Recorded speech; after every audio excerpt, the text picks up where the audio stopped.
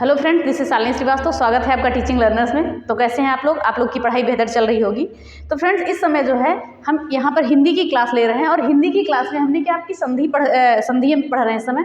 तो संधि में हमने आपकी स्वर संधि को खत्म कर दिया है और व्यंजन संधि के कुछ नियमों को हमने पढ़ लिया है और कुछ नियमों को हम आज पढ़ेंगे। तो आज हम आपकी व्यंजन संधि को खत्म कर देंगे, कम से कम समय में खत्म करने की कोशिश करेंगे और कल के वीडियो में आपकी विसर्ग संधि आएगी, उसके बाद आपकी संधि समाप्त हो जाएगी। और बात करें हम संधि में, तो संधि में आपको हमने इतने एग्जाम्पल करवा दिए हैं कि आप अगर प्रैक्टिस कहीं से कर रहे हैं, क्योंकि अगर आपको अलग से क्वेश्चन ना भी मिले तो कोई दिक्कत नहीं, क्योंकि वही क्वेश्चन हमने करवाए हैं जो आपके किसी ना किसी एग्जाम में पूछे गए हैं या कहीं इंपॉर्टेंट है, तो वही सारे लिए गए हैं। ओके, तो एक बार जरूर आप देखिएगा पिछली वीडियो को जाके स्टार्टिंग से। उसके बाद हम पॉइंट टू पॉइंट आपके सारी चीज़ों को पैटर्न उस सिलेबस से आपके कवर करते जाएंगे। तो हम तैयारी यहाँ पर किसी कर रहे हैं, KVS PRT की कर रहे हैं, 30 में 30 की। अगर आप रेगुलर यहाँ पे बने रहेंगे तो आपके 30 में से 29 नंबर नहीं आएंगे, अगर आप हमारी क्लास में बने रहेंगे। ये वादा है हमारा आपसे। ओके, और बात करें कि ये क्लास जो हिंदी की हम ले रहे हैं, तो ये चाहे आप यूपी टेट के हों, क्योंकि अभी आपने सुना होगा यूपी टेट का 1/4 लिया जाएगा, तो इसके लिए मेहनत करनी पड़ेगी। अब चाहे यूपी टेट हो आपका या सी टेट हो, ओके, हम बात करते हैं सी टेट हो चाहे रीट हो, बाकी हम KVS की तो बात कर ही रहे हैं, चाहे सुपर टेट हो, तो इन सभी चीज़ों के बारे में हम बात करेंगे। तो यहाँ से, क्योंकि देखिए हिंदी है आपकी, हिंदी सभी की एक ही है, तो आपको अलग अलग से पढ़ने की ज़रूरत नहीं पड़ेगी, क्योंकि आप जो चीज़ पढ़ें वो एक बार कंफर्म कर लें कि बार बार आपको पढ़ने की ज़रूरत ना पड़े, आप एक बार रिवीजन कर लें और आपका हो जाए। तो ये सारी चीज़ें हैं। तो हम हिंदी को बिल्कुल डिटेल में देखेंगे, जैसा कि आपने पिछले वीडियो में देखा होगा कि हम एकदम अच्छे से पढ़ रहे हैं। अगर आप संधि की बात करें तो संधि हमने बहुत अच्छे से पढ़ी है और उसके हमने लगभग एग्जाम्पल इतने सारे आपको करा दिए हैं कि अगर आप कहीं से प्रैक्टिस या कहीं से भी क्वेश्चन आपको ना मिले तो भी कोई दिक्कत नहीं है, बस आपको प्रैक्टिस करनी पड़े। ओके, तो चलिए आज की क्लास हम स्टार्ट करते हैं और व्यंजन संधि को स्टार्ट करते हैं। इससे पहले अगर आप हमारे चैनल पर नए हैं तो प्लीज़ चैनल को सब्सक्राइब करिए और शेयर करिए, ज़्यादा से ज़्यादातर लोगों तक पहुँचाइए, क्योंकि क्लास पर रिस्पॉन्स बहुत कम मिला है। तो आप लोग रिस्पॉन्स नहीं करेंगे तो थोड़ा डिमोटिवेट हो जाता है इंसान। इस बात को समझिए कि थोड़ा मेहनत लगती है, तो आप लोग भी देखेंगे तो अच्छा रहेगा। ऐसा भी नहीं है कि आपको कंटेंट अच्छा नहीं दिया जाता है, कंटेंट भी आपको एकदम बढ़िया से दिया जाता है कि जो एग्जाम ओरिएंटेड होता है। चलिए, तो क्लास हम स्टार्ट करते हैं। तो पहले हमने देखा है कि हमने स्वर संधि पढ़ ली थी। स्वर संधि में 5 हमने पढ़ लिया था, इसके प्रकार जो भी थे, और उसके बाद हम व्यंजन संधि के हमने 6 नियम पढ़े थे और बाकी लगभग 13 नियम हैं। बाकी 7 नियमों को हम आज देखेंगे और बाकी विसर्ग संधि में हम विसर्ग संधि को कल खत्म कर देंगे। तो कल तक हमारी ये क्लास संधि की खत्म हो जाएगी। उसके बाद आप कहीं से भी प्रैक्टिस करेंगे, आपको नहीं दिक्कत होगी। अगर दिक्कत होगी तो कमेंट बॉक्स में जरूर डालिएगा क्वेश्चन को। तो आज हम स्टार्ट करते हैं जहाँ पे हमने छोड़ा था व्यंजन संधि को, वहाँ से स्टार्ट करते हैं, उनके नियमों को जानते हैं और उदाहरणों को, और कम से कम समय में हम आपकी क्लास खत्म करने की कोशिश करेंगे। तो चलिए आते हैं सीधे क्लास पे। तो अब हम सीधे व्यंजन संधि के उदाहरणों पे बात करते हैं कि हमने 6 नियम कल जान लिए थे।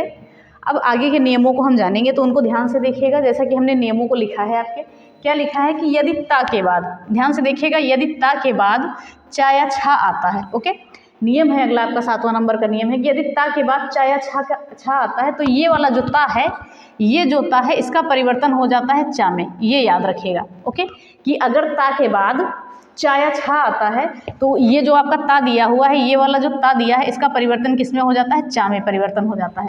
आप उदाहरण से समझ सकते हैं, जहाँ पे लिखा है उत प्लस चारण। ओके, उत प्लस चारण, तो इसमें क्या है? ता के बाद आपका चा दिया हुआ है, तो इस ता का परिवर्तन चा में हो जाएगा, आधे चा में हो जाएगा। जैसे कि यहाँ पे चा है, तो जैसे हम करते हैं उत प्लस चारण, तो हमने क्या लिखा? ऊ लिखा और ये ता था।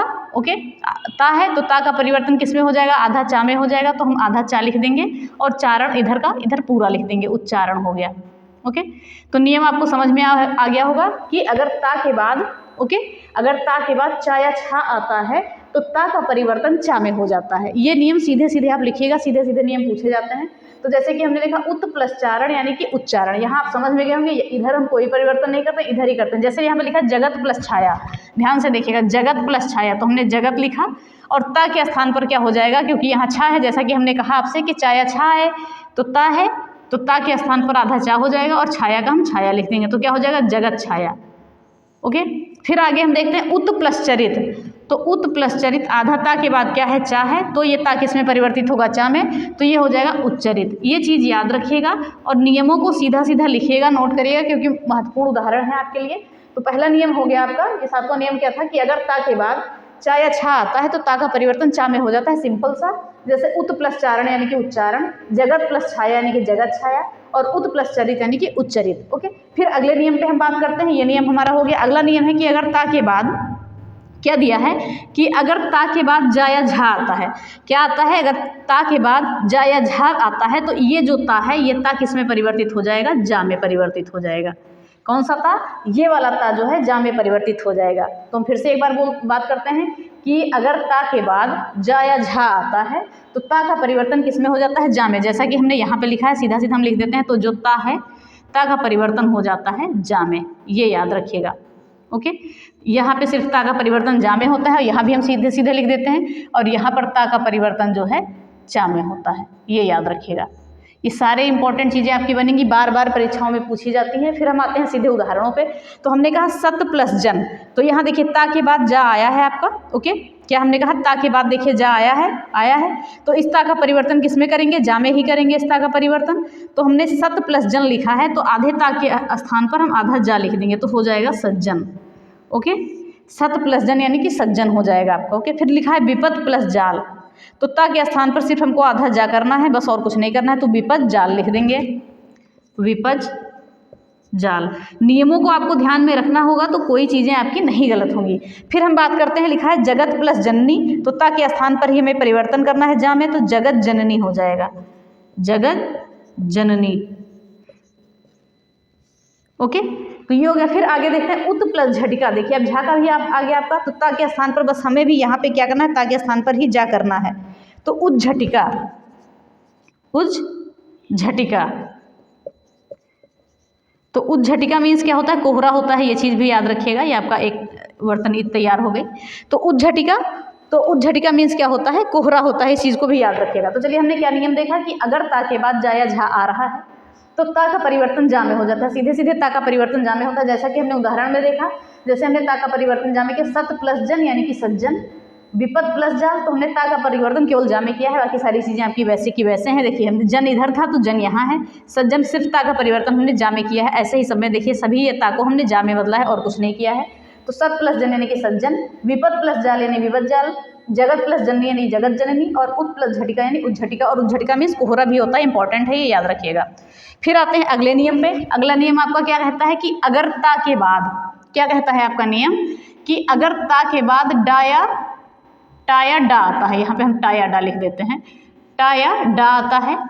अगर ता के बाद टाया डा में डा आता है तो ये जो टा है, तो ये जो ता है, तो अगर टा आएगा तो आधे टा में और डा आएगा तो आधे डा में परिवर्तित हो जाएगा। जैसा कि हमने कहा कि ये देखिए, ध्यान से देखिए कि अगर हमने यहाँ पे ये कहा है, तो यहाँ देख लेते हैं कि इन्होंने कहा अगर ता के बाद, ओके, ता के बाद टा आता है तो इस ता का परिवर्तन किस में हो जाएगा, आधा टा में हो जाएगा। और अगर ता के बाद डा आता है तो इस ता का परिवर्तन आधे डा में हो जाएगा। यानी कि यहाँ पे आने पे डिपेंड करेगा कि अगर टा आएगा तो टा में परिवर्तन, डा आएगा तो डा में परिवर्तन, ये याद रखिएगा। हम उदाहरणों से स्पष्ट कर लेंगे चीज़ों को। देखिए लिखा है बृहत प्लस टीका, तो हमने सिर्फ बृहत, तो देखिए ता लिखा है, ता के बाद क्या लिखा हुआ है, टा लिखा हुआ है, यहाँ स्पष्ट है। ता के बाद यहाँ टा लिखा है तो ता जो है टा में ही परिवर्तित होगा, तो यहाँ हो जाएगा बृहत टीका, बृहत टीका। तो ये हो जाएगा सीधा सीधा कि अगर ता के बाद टा या डा में आ रहा है तो जो आएगा उसी में वो परिवर्तित हो जाएगा। ता आएगा तो टा में और डा आएगा तो डा में परिवर्तित। जैसे उत प्लस डयन, अब देखिए यहाँ पर ता के बाद क्या आया है, डा आया है, तो हम इसको क्या करेंगे, परिवर्तित करेंगे। तो उड्डयन, आप उड्डयन ऐसे भी लिख सकते हैं और नहीं तो ऐसे भी उड्डयन लिख सकते हैं। ओके, तो ये हो गया आपका, ये नियम हो गया। क्या हो गया कि अगर ता के बाद टा या डा आ रहा है तो जो आएगा, अगर ता के बाद टा आ रहा है तो ता का परिवर्तन टा में, अगर डा आ रहा है तो डा में, जैसा कि हमने इन उदाहरणों में देख लिया। ओके, फिर देखते हैं अगले नियम को। तो अगले नियम में बात की गई है कि अगर ता के बाद ला आएगा, क्या बात किया गया है कि अगर ता के बाद ला आएगा तो ये ता किस में परिवर्तित होगा, ला में परिवर्तित होगा। सीधे सीधे ये ता किस में परिवर्तित हो जाएगा, ला में परिवर्तित हो जाएगा। तो हम सीधे उदाहरण से देख लेते हैं, क्योंकि यहाँ से आपको नियम से ज़्यादा उदाहरण समझ में आते हैं कि अगर आपके उदाहरण कन्फर्म है तो नियम भी आप समझ जाएंगे। तो जैसा कि हमने देखा, हमने कहा है कि अगर ता के बाद, आधे ता के बाद ला आता है तो ये ता जो है ला में ही परिवर्तित हो जाता है। ओके, तो उत प्लस लास लिखा है तो हमने ऊ लिखा, और आधा ता के स्थान पर ला लिखा और लास, क्योंकि बाद का हम वैसे ही लिख देंगे। तो सिर्फ हमारा ये जो आधा ला बना है ये आधे ता के स्थान पर बना है, ये याद रखिएगा। फिर तत् प्लस लीन, तो इस ता का परिवर्तन किसमें करेंगे? ला में, तो क्या हो जाएगा? तल्लीन। ओके, फिर बात करेंगे, फिर ता के बाद ला आया है तो उत प्लस लेख, तो उल्लेख हो जाएगा। ओके, तो इस ता का परिवर्तन हो जाएगा ला में और यहाँ हो जाएगा उल्लेख। फिर बात करते हैं आगे, उत प्लस लंघन। ओके, उत प्लस लंघन, तो ता का परिवर्तन किसमें हो जाएगा? ला में, क्योंकि ता के बाद ला आया है तो हो जाएगा उल्लंघन। ओके, ये हो गए आपके ये नियम। आई होप आपको ये नियम समझ में आए होंगे, क्योंकि नियम सारे सिंपल हैं लेकिन थोड़ा समझने की ज़रूरत है आपको, क्योंकि यहाँ से आप उदाहरण से ही अपनी चीज़ों को स्पष्ट कर लेंगे। तो आप एक बार स्क्रीनशॉट ले लीजिए इसका। अभी आगे के नियमों पे हम बात करते हैं, 3 नियम और हैं, उनको भी हम बात कर लेते हैं। तो ध्यान से देख लीजिएगा, नियम नंबर 7, 8 हमने नियम नंबर 7 में बात की कि ता के बाद अगर चा या छा आएगा तो ता का परिवर्तन जा में हो जाएगा। फिर नियम नंबर 8 में हमने बात की कि अगर ता के बाद जा या झा आएगा तो ता का परिवर्तन जा में हो जाएगा। फिर नियम नंबर 9 की हमने बात की कि अगर ता के बाद टा या डा आएगा तो जैसे आएगा उसी में परिवर्तन होगा। ता के बाद अगर टा आएगा तो टा में परिवर्तन, डा आएगा तो डा में परिवर्तन। फिर नियम नंबर 10 की हमने बात की कि अगर ता के बाद ला आएगा तो ता जो है ला में परिवर्तित हो जाएगा। तो ये नियम हो गए। अब आगे के नियमों को हम और जान लेते हैं। ये व्यंजन संधि के नियम है, ये आपको ज्ञात होगा। चलिए देखते हैं आगे के नियमों को। चलिए हम आगे के नियमों को देखते हैं। तो हम आगे का नियम है नियम नंबर 11। तो इसमें क्या हमने कहा है? तो इसमें हमने कहा है कि यदि ता के बाद शा आता है, याद रखिए, अगर ता के बाद शा आता है तो ता का जो है परिवर्तन किस में हो जाएगा? चा में। ता का परिवर्तन होगा चा में, और जो शा है, शा का परिवर्तन होगा छा में।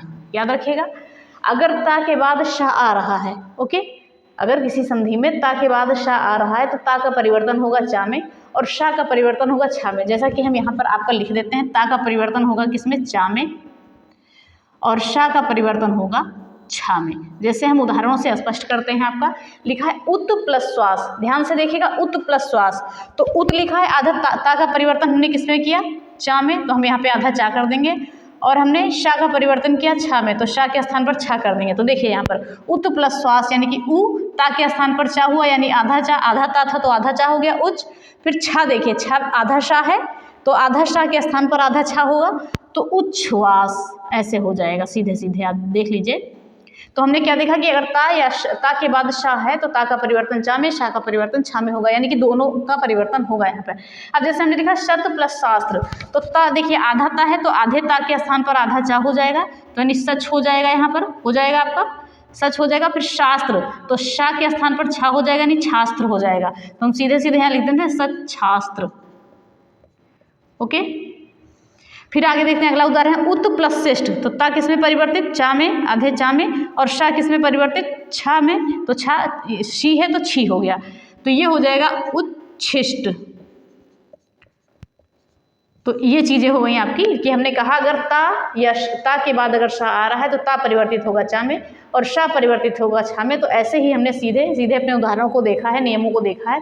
तो आप देख सकते हैं उत प्लस श्वास यानी उच्छ्वास, शत प्लस शास्त्र यानी सच्छास्त्र, और उत प्लस शिष्ट यानी उच्छिष्ट। तो ये याद रखिएगा, ये सारे आपके उदाहरण हैं। फिर आगे हम बात करते हैं अगले नियम पे। तो अगले नियम की हम बात करते हैं कि अगर ता के बाद हा आता है, ओके, अगर संधि में, किसी संधि में अगर ता के बाद हा आ रहा है तो ता का परिवर्तन किस में हो जाएगा? दा में हो जाएगा, और हा का परिवर्तन हो जाएगा धा में। ओके, अगर ता के बाद हा आता है तो ता का परिवर्तन होगा दा में और हा का परिवर्तन होगा धा में। जैसे कि हम ता का परिवर्तन यहाँ पे लिख देते हैं, दा में हम करेंगे, और हा का परिवर्तन करेंगे धा में।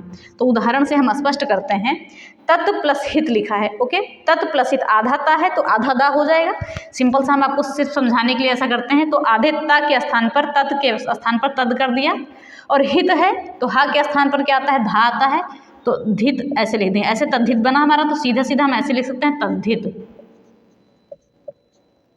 ओके, तो आपका क्या हुआ कि अगर ता के बाद हा आ रहा है तो ता हमारा किस में परिवर्तित हुआ? दा में, और हा परिवर्तित हुआ धा में। ये याद रखिएगा। तो ये बन गया आपका तद्धित। ऐसे ही उत प्लस हार, ध्यान से देखिए, उत प्लस हार, तो ता को परिवर्तित कर दिया हमने आधे दा में, और हार लिखा है, हा को परिवर्तित कर दिया धा में, तो उद्धार हो गया। तो उद्धार को हम ऐसे भी लिख सकते हैं। ओके, तो ये हो गया उद्धार। फिर देखते हैं उत प्लस हत। ओके, उत प्लस हत की बात करें तो उद हो जाएगा प्लस धत हो जाएगा, ऐसे ही हुआ ना, उत और धत ऐसे लिख देते हैं, प्लस नहीं लिखते हैं। तो हमने लिखा उत, ता के स्थान पर दा हो गया तो दा हो गया, हा के स्थान पर धा हो गया और ता हो गया, तो यानी कि उद्धत। तो उद्धत को हम ऐसे लिख सकते हैं, उद्धत। तो ये हो गया आपका। फिर बात करते हैं उत प्लस हरण। ओके, तो उत प्लस हरण, ता के स्थान पर हमने दा किया और हा के स्थान पर धा किया और रण, उद्धरण। तो उद्धरण को हम ऐसे भी लिख सकते हैं, उद्धरण। तो ये हो गया आपका उद्धरण। तो यानी कि हमने सीधे सीधे इस नियम की बात की कि अगर ता के बाद हा आ रहा है, ओके, अगर ता के बाद हा आ रहा है तो ता परिवर्तित हो जाएगा हमारा दा में और हा परिवर्तित हो जाएगा धा में। तो तत् प्लस हित यानी कि तद्धित, जैसा कि हमने एक एक चीज़ों को स्पष्ट कर दिया है। उत प्लस हार यानी उद्धार, उत प्लस धत यानी कि उद्धत और उत प्लस हरण यानी कि उद्धरण। तो ये हो गए आपके ये नियम। फिर आते हैं आखिरी नियम पे। ये व्यंजन संधि का हमारा आखिरी नियम है, तो इसको भी देख लेते हैं। तो इसमें हमने ये कहा है कि अगर यदि री, रा या सा के बाद ना आता है, ओके, तो इस ना का परिवर्तन किस में हो जाएगा, ड़ा में हो जाएगा। इस ना को हम ड़ा में परिवर्तित कर देंगे। अगर इसके बाद ना आए, चाहे बीच में आए चाहे आखिरी में आए, तो कोई मतलब नहीं है। तो जैसा कि हमने आगे उदाहरण हम देखते हैं कि भर प्लस अन, कोई दिक्कत नहीं है, आधा रा है और आ मिला तो पूरा रा बन जाएगा। तो भा और रा और ये ना का परिवर्तन किस में हो जाएगा, ड़ा में हो जाएगा, तो हो जाएगा भरण। तो भर प्लस अन यानी कि भरण। देखिए हमने आपको जैसे कि बताया था कि यहाँ पे ये व्यंजन पूरी रूप से होगा, जब ये स्वर से मिलेगा तो उसी में तो पूरा व्यंजन हो जाएगा। तो ये देखिए, तो अगर यहाँ पर रा लिखा है, एक उदाहरण के लिए समझा रहे हैं, रा प्लस आ, अब ये होता है पूरा रा, तो ये होता है स्वर सहित और ये होता है स्वर रहित, याद रखिएगा।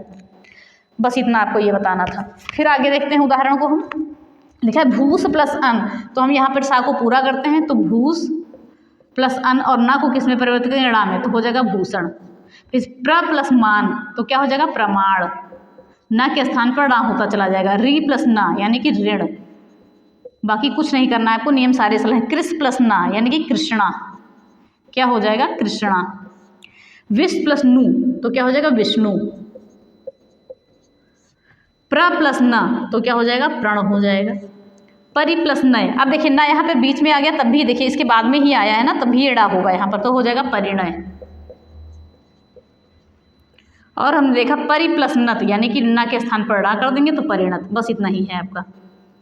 तो ये सारे नियम आपके बहुत आसान हैं, कोई भी कठिन नहीं है। बस आप 1 से 2 बार देखेंगे या पढ़ेंगे तो आपको आराम से आ जाएगा। तो देखते थे हमने यहाँ पे क्या देखा कि अगर री, रा या सा के बाद ना आता है तो ना का परिवर्तन हो जाता है ड़ा में। तो भर प्लस अन यानी भरण, भूस प्लस अन यानी भूषण, प्र प्लस मान यानी प्रमाण, री प्लस न ऋण, कृष्ण प्लस न कृष्णा, विष्णु प्लस नु विष्णु, प्र प्लस न प्रण, परि प्लस न परिणय और परि प्लस न परिणत। तो ये हो गया आपका व्यंजन संधि समाप्त हो गया। तो अगर हम विसर्ग संधि स्टार्ट करेंगे तो बहुत ज़्यादा टाइम हो जाएगा। तो इसको एक बार आप स्क्रीनशॉट ले लीजिए। सारे उदाहरण आपके जरूरी हैं और नियम भी आपके जरूरी हैं, सारे नियमों को भी आपको ध्यान में रखना है। तो आपका जो है व्यंजन संधि खत्म हुआ। आई होप आपको क्लास जरूर पसंद आई होगी। एक बार आप पढ़ के देखिए। अगर आप लिखना नहीं चाह रहे हैं तो सिर्फ आप एक बार रिवाइज कर, इसको आप रिवीजन क्लास समझ के करिए कि आपका चीज़ें रिवाइज हो रही हैं। ओके, तो जरूर बताइएगा क्लास कैसी लगी कमेंट बॉक्स में, क्योंकि आप हैं तभी हम हैं। अगर आप सपोर्ट करेंगे तभी हम होंगे। तो बात करते हैं, क्लास हम यहीं पे ख़त्म करते हैं। और NIOS की PDF आपकी आज एक पहुंच जाएगी आपको 509, कोर्स नंबर 509, क्योंकि 508 तक हमने डाल दी है और 510 आपकी बाद में पहुंच जाएगी। और कल हमने मैथ्स की PDF डाल दी थी क्लास के अकॉर्डिंग, तो मैथ्स भी आपने देख लिया होगा। और अगर आप RTE एक्ट देखिए, अगर आप RTE एक्ट, क्योंकि आपके ये पेडागोजी यूनिट नंबर 5 में है, RTE एक्ट 2009 और NEP 2020, ओके, NEP 2020 और NCF 2005, ये तीनों आपकी यूनिट नंबर 5 में पेडागोजी में है, आपके KVS में। तो अगर आप पढ़ना चाहते हैं तो आपको डिस्क्रिप्शन में इस प्लेलिस्ट की लिंक मिल जाएगी। तो जहाँ पे हमने RTE और NEP पूरा डिटेल में एक एक धाराओं के साथ, एक एक अनुच्छेद के साथ लाइन टू लाइन पढ़ा दिया, तो वहाँ से आप पढ़ सकते हैं। और टेलीग्राम में हमने इस प्लेलिस्ट की आपकी लिंक भी शेयर की है, अगर आप चाहें तो वहाँ से क्लिक करके भी जा सकते हैं। तो टेलीग्राम ID आपको पता होगी, teaching learners by Shalini Shrivastava. तो वहाँ आप जुड़ सकते हैं, वहाँ से चीज़ें आपको मिल जाएंगी और वीडियो की लिंक भी मिल जाएगी। तो चलिए इसी के साथ क्लास को ख़त्म करते हैं और ज़्यादा से ज़्यादा शेयर करिए, क्लास पढ़ते रहिए। हाँ, और जिन्हें UP टेट की तैयारी करनी है वो भी इस क्लास को ले सकते हैं, क्योंकि हिंदी कोई भी अलग नहीं है, सभी का सेम है। UP टेट हो, सुपर टेट हो, कहीं किसी को भी हिंदी की आपको तैयारी करनी हो तो आप यहाँ से ले सकते हैं। आपको एकदम बेसिक से एकदम अच्छे से हिंदी पढ़ाई जा रही है। बस एक बार आपको विश्वास करना है। अगर आप विश्वास करेंगे तो है चीज़ें, अगर नहीं करेंगे तो नहीं है चीज़ें। ओके, तो चलिए इसी के साथ क्लास खत्म करते हैं। तो ज़्यादा से ज़्यादा वीडियो को लाइक करिए, शेयर करिए और चैनल को सब्सक्राइब करिए, बेल आइकन दबाना ना भूलें। धन्यवाद, जय हिंद।